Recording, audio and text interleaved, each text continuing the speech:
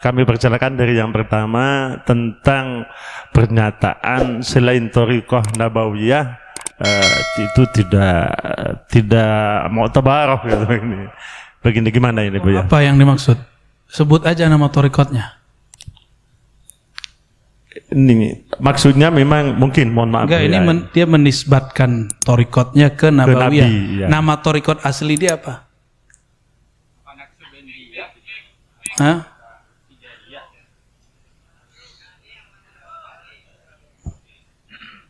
Nggak tahu atau menyembunyikan. Takut ya, takut dibully sama orang Madura ya. Sampean ke orang Madura. Ya, dibully balik ya enggak? Ya. Baik. Kalau ada orang ngomong, tarekatku Nabawiyah, inilah afdalut thariqah. Ini kita tanya dulu definisi Nabawiyah itu apa. Yang ada itu dulu, ada orang berdebat. Ada satu thariqat mengklaim thariqat dia paling Muhammadi, paling Ahmadi. Yang lain tidak. Karena imamnya secara yaqzah, secara sadar pernah bertemu Rasulullah SAW. Oh, kalau begitu saya sering dong. Bukan karena seorang imam sering ketemu Nabi, lalu thariqatnya paling cepat. Ya, wali itu milik Allah. Allah itu maha kaya, suka-suka Allah, bisa jadi fulan, bisa di masa dulu, bisa sekarang. Dan semakin akhir zaman, rasa dan kejadian itu akan tambah sering. Maka kalau ada orang mengklaim thariqat imam saya paling dekat karena dia ketemu Rasul, betul, imammu, kamu kan belum. Kalau kamu merasakan seperti imammu, baru thariqatmu Muhammadi, Ahmadi, Nabawi, terserah namanya apa lagi, Maduri. Jadi ada thariqah, dia mengklaim thariqatnya paling dekat ke Rasulullah karena langsung ke Nabi Khidir atau langsung ke Nabi Muhammad. Nggak apa-apa, itu kan imamnya. Yang sekarang ini khalifahnya, wakil talqinnya, ustadznya, muqaddamnya, apalagi istilahnya mursyidnya. Dia merasakan sampaikah dia kepada maqam imamnya itu. Kalau dia sampai, maka thariqah yang dia pakai sekarang itu juga disebut Muhammadi atau Ahmadi atau Nabawi. Kenapa ke imam itu boleh, ke imam lain nggak boleh? Kan harus ada dalil yang kuat dong, yang mentaksisnya, yang mengkhususkannya. Maka fanatisme ini kadang-kadang berbahaya. Ya, kita tidak boleh fanatik kepada satu imam. Cinta boleh, cinta imam bahkan wajib. Sepakat nggak? Cinta imam wajib karena imam adalah syiar-syiar Allah di muka bumi. Tapi fanatis tidak boleh. Seperti yang dikatakan dulu oleh Imam Abu Hamid Al-Ghazali, maqam ini bukan khusus untuk para nabi dan wali-wali tertentu. Siapa saja nanti dapat mencapainya jika dia dibimbing oleh guru yang juga seorang wali. Wali-wali Allah itu udah biasa ketemu Rasulullah. Cuma mereka itu enggak kegeeran, enggak ember terus ngomong, saya ini tiap hari ketemu Rasulullah. Enggak gitu. Malah kalau perlu disembunyi-sembunyikan. Ya, mereka menyembunyikan itu karena berbahaya, takut orang mengkultuskan. Paham ya? Jadi semua thariqah yang punya sanad kepada Rasulullah, dia boleh disebut thariqah Nabawiyah. Nabawiyah ini dibagi lagi, ada Nabawiyah sanadan, ada Nabawiyah ruhan. Kalau dia cuma punya sanad ke Nabi, tapi ruhnya belum ketemu Nabi, maka baru sanadnya aja. Ruhnya belum bertemu. Ya, kadang-kadang mursyid tarekatnya mimpi ketemu Nabi aja belum, apalagi mimpi ketemu nyata. Nanti ada kelompok nggak percaya kalau mimpi ketemu nyata, ya. Lalu pertanyaan kedua tentang amal fisik. Emang saya tadi ngomong, kalau orang berakidah ini nanti dia pasti benar. Emang saya pernah ngomong begitu? Antum terlalu menghayati ya. Ini ngomong bab akidah, bukan ngomong bab akhlak, bukan ngomong bab fikih. Dan saya yakin kata-kata antum itu cuma perasaan aja. Ini saya pastikan. Apakah semua orang berakidah baik, dia beramal baik? Nuaiman itu pernah minum khamar loh, akidahnya baik. Ketika sahabat Nabi mengatakan, dia kan sahabat Rasul juga. Apa kata mereka?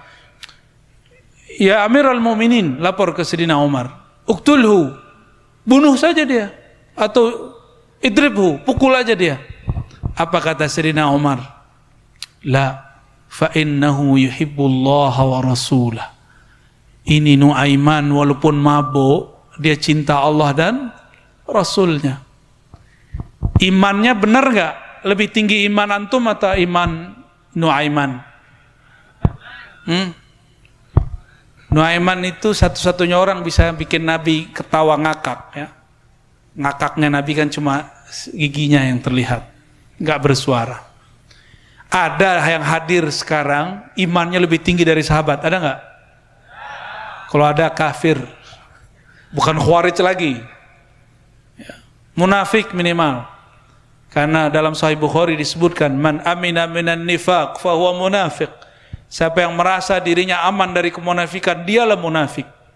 Dan Ibnu Abi Mulaikah, Hasan Al-Basri mengatakan, kami bertemu puluhan sahabat Nabi, tidak ada satupun yang mengatakan imani ala imani Jibril, imanku seperti iman Jibril, enggak ada satupun.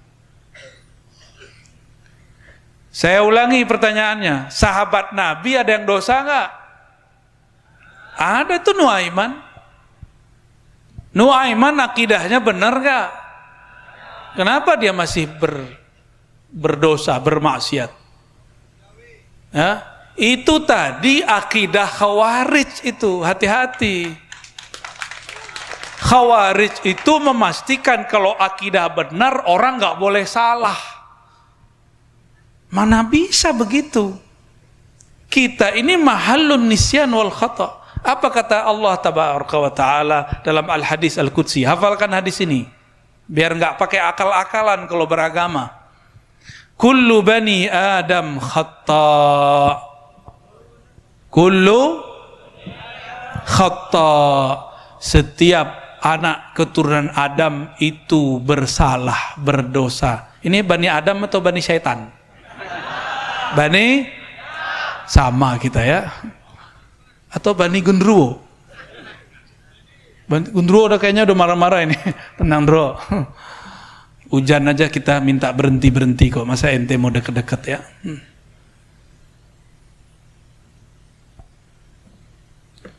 Lalu wa kullu ya, kullu bani Adam khata' wa khairu khata'in at-tawwabun. Setiap anak manusia pasti punya salah. Setiap yang bersalah, yang terbaik dari mereka adalah yang bertaubat. Jadi baik itu tidak hanya taat. Baiknya orang maksiat kalau dia taubat. Buruknya orang taat merasa taat. Makanya ayatnya fawailul lil musallin. Celaka bagi orang yang merasa sudah taat sholat. Ngerasa sholat nggak tadi?